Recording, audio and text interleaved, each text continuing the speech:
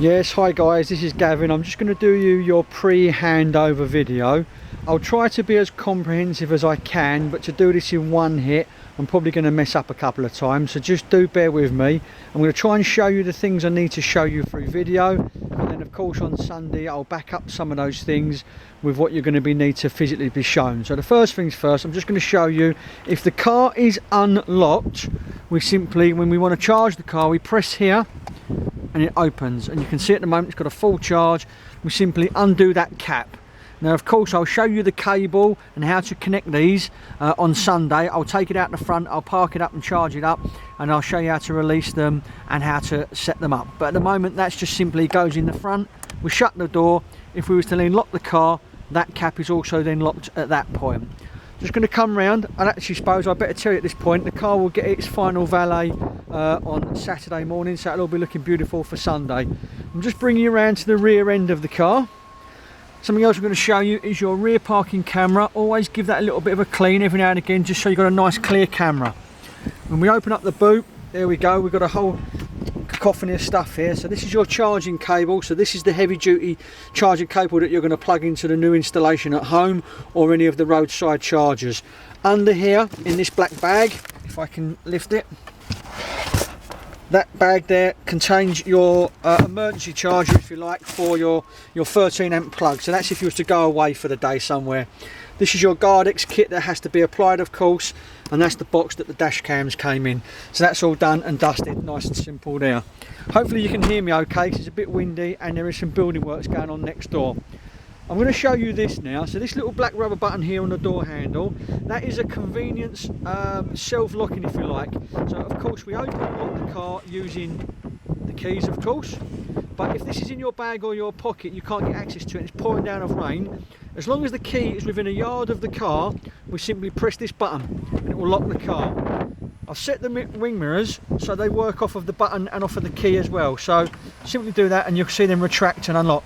It's a very good indication to show you whether you've locked the car or not. You look out the window, and of course if they're folded in, that means they're locked. Now it just looks like I'm about to beat the rain, so I'm just going to quickly jump in before I start showing you some other bits and bobs. Okay, so on the door, what we call the door card here, you've got various buttons. So the first one is the folding in or the retracting of wing mirrors. That's in what I call its flush position.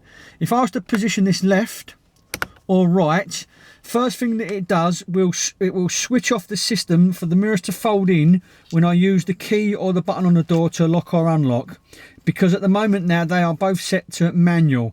Why would you want to set them to manual? If you're actually driving along and you go for a width restriction, you might need to actually press this for the mirrors to retract. You press it and they will pop back out again. Otherwise, if you leave it in neutral, when you get out of the car at the end of the day, you lock the car down and the mirrors will automatically fold. Below that is left and right toggle for the wing mirrors, so you can then use this to adjust the positioning of the glass so you get to see what you need to see from your wing mirrors. This button here locks the car windows, so if we push that down, nobody else in the car can operate any of the 4 windows except the driver. If they're up, then they can. You can lock yourself in if you're feeling a bit vulnerable. You will automatically, of course, hear the car lock down when you drive away.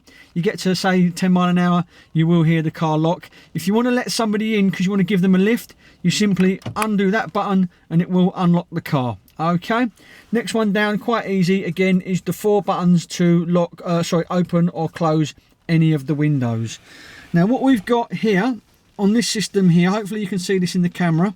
So this is what we call traction control. Its default setting is on. Every time you start the car, it is on. And it basically means that if you pull away fast or quite hard, aggressive, it will not allow the car to wheel spin. Okay, it stops that from happening. The reason why you've got a button to be able to deactivate the wheel spin is simply because if you get caught in snow or mud. Otherwise, you will always leave it on. Auto charge basically is once you've got the lead in, you can press the auto charge, you can set a timer. So you might want it to come on or go off at a certain period of time. The instruction on how to operate that is of course all in the manuals, but that's just a button to show you. And this is what's called the heads up display. Now this one I need to show you on Sunday because it doesn't come up very well on the camera. But quite simply, you press this button and then what will come from above the dashboard, you'll get your screen pops up and it will tell you the mile an hour you're doing, the mile an hour on the road that you're on and such like. But the camera won't actually pick that up. Rear parking sensors, you can turn them off, but again their default setting is on. This just to brighten up or dampen down the bulb in which the display in the clock area that you'll see here. And then this next one is to adjust your headlamps. Why you'd want to do that on a modern day car, I don't know, because the suspension on them is quite firm anyway. Right, now what we're going to do is I'm actually going to start the car. So it's foot on the brake. Like any automatic, you've got to put your foot on the brake. I'm now going to push the start button and keep my finger on it. Now of course there is no engine noise because this is an electric vehicle. Okay, I'm just going to turn the radio down. You may hear in the background the dash cam start talking to me because it's done that a couple of times. But what we want to be looking for is this green car here. That means the car is on. It means it's ready to go. It really is as simple as that. There you go, she's talking to us now. Continuous recording, she says. Now this button here is what I call the book. It's a symbol of pages basically, and when you press it you'll be able to see on the screen in front of me here, it shows us different functions and features.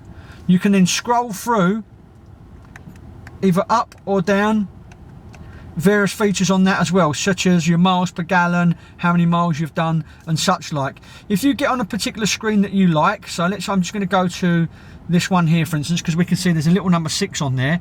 If I push this button in and hold it down, it resets to 0, and we can do that throughout. Okay, we can just keep running it through and you'll get to a screen that you yourself like. I personally like this one because it gives me a nice digital readout of the speedometer. Okay, so move the steering wheel around. I'm going to show you, this is the left indicator, down for left, up for right. We can flash and we can full beam. Most people would have the car on automatic lights. Okay, very, very simple. There's a sensor, and when it comes over dusk or dull, the headlamps will come on, the sunshine comes out, they'll go off. Most people would leave it on auto lights. If you don't trust it, don't like it, you can override it simply by going to the next switch, which would be side lights, and then of course main lights. This little guy here is to turn on and off the fog lamps. I'm just going to turn everything off. I'm now going to move around to the right hand stalk, which is basically wipers. Down one quick swipe is one swoosh basically. Up once is your intermittent. You can then auto, and it shows you on the screen here with this little chap here how long it takes between each wipe. If we go up a second time, that's your first constant front wiper. Up again, that's your second speed, your top speed. All the way down to the bottom and let go, that's reset. If we pull it towards us, that's water on the front screen, like so. And then if we push it away, that's water on the rear. On the end, just like your lights, you've got 2 settings here. That's for intermittent rear wiper and constant rear wiper. I'm going to turn all the way back to us and turn that off. Okay, what else have we got? I'm now going to put the radio system on because I'm going to show you what we've got going on. So turn it on, and I'm going to get a little bit of volume. Hopefully you can hear me over the volume. So we've got a series of buttons along here. First thing I'm going to do is I'm going to press the radio button. And now we can see what we've got on the radio. We've got absolute radio on. We can scroll through the stations here, like so.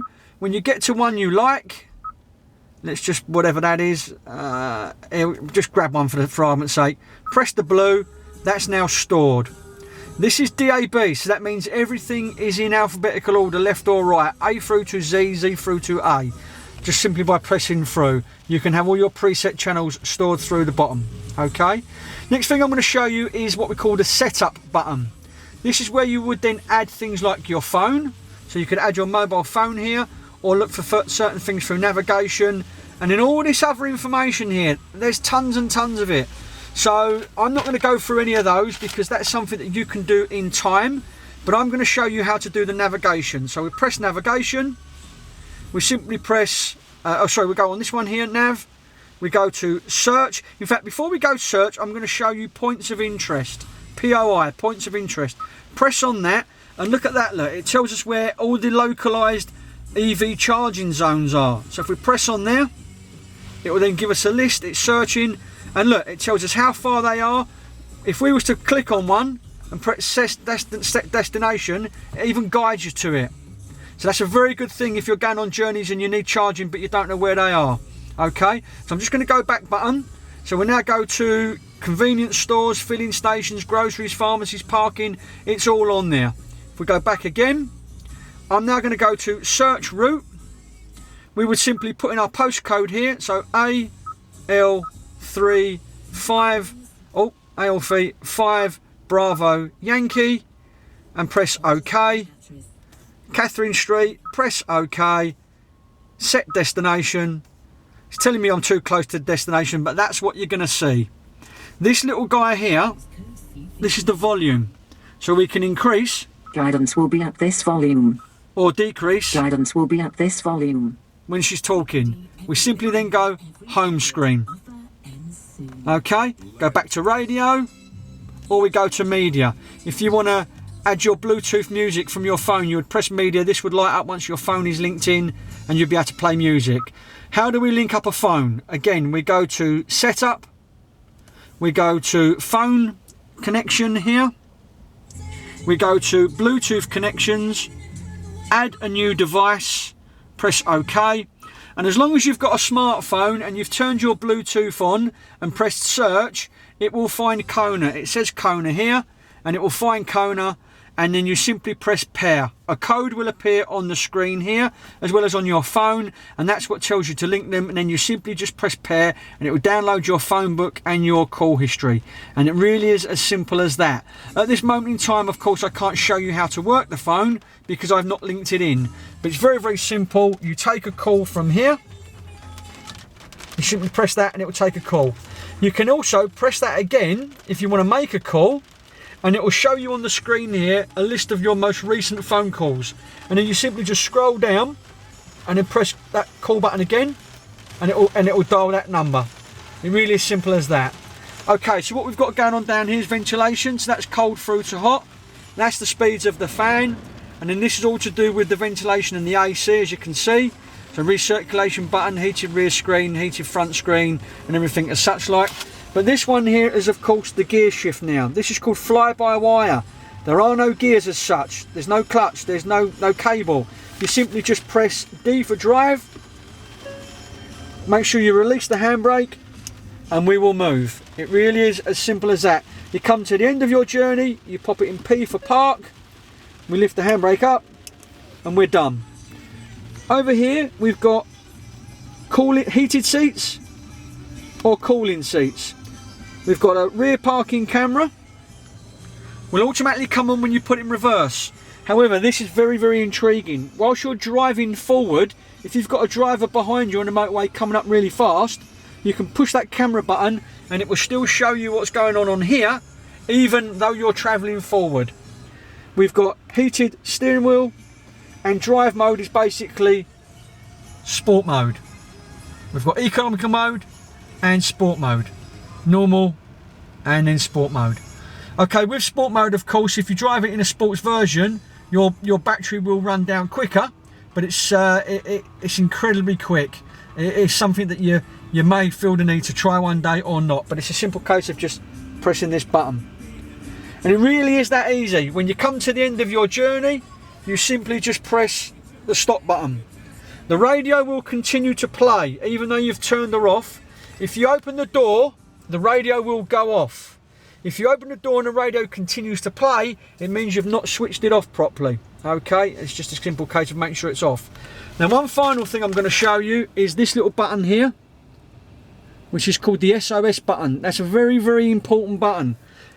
SOS, it's an emergency button. If you was involved, God forbid, but in an accident and the airbags are deployed, SOS will be triggered and it will send a message to Hyundai call centre to tell them you could be in a bit of a distress.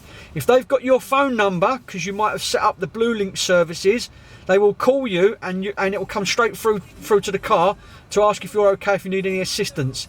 If they get no response, they may even trigger the emergency service to be sent to your destination, because they'll be picking you up on your location services. So it's a very, very, very good button. You can also use it if you're worried or scared about something, someone's hassling you or following you, because that'll give you a straight contact to a proper voice at the end of the phone. Other than that, it's not a toy. Do not play with it. It's not a toy. So that's all we've got for the moment. There is a lot more. There's loads of information in the brochure for you, but that's 15 minutes worth now. And as I say, there are some things I'll show you when you arrive, but that pretty much covers all of it, and it's just a case of getting used to it and enjoying it. So I'll see you guys on Sunday. Thank you very much, and bye for now.